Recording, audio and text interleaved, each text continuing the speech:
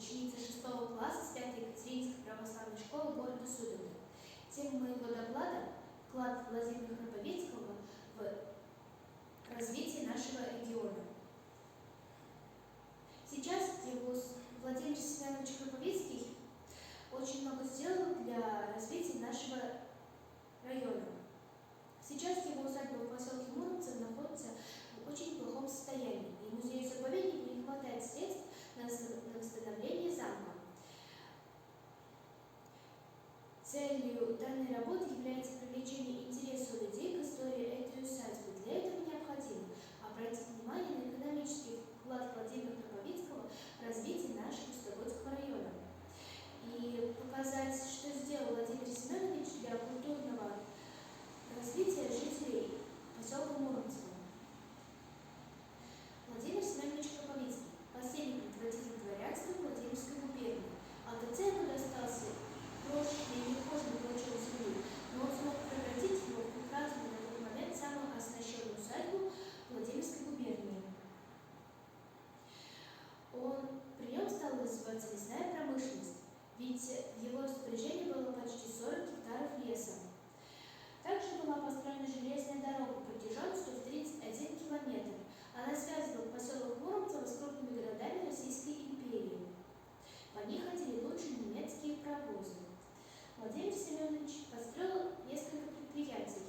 Лесоперерабатывающий завод на станции Храповицкая-1 и Храповицкая-2, кирпичный завод в поселке Муромцево, птицефабрика, кузницы и другие предприятия.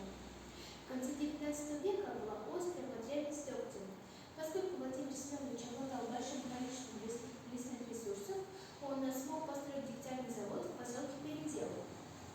Храповицкий обладал очень большим количеством средств, что позволяло ему строить предприятия на самом высоком на то время уровне.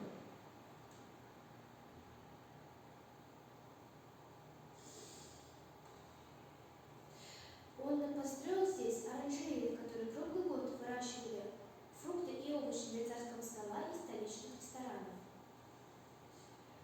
Жемчужиной и центром его имения стал архитектурный ансамбль в стиле средневековой Франции. Еще живы те люди, которые помнят эту усадьбу в не совсем разрушенном состоянии. Сейчас грустно глядеть на развалины конюшен, центрального дома.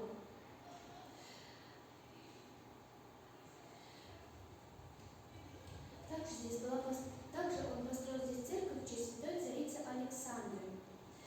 Он очень сильно заботился о развитии образования в поселке Муромцево. Была построена школа и открыт музыкальный кружок для детей, который вела его жена. Он построил здесь театр по мотивам Мариинского театра в Санкт-Петербурге.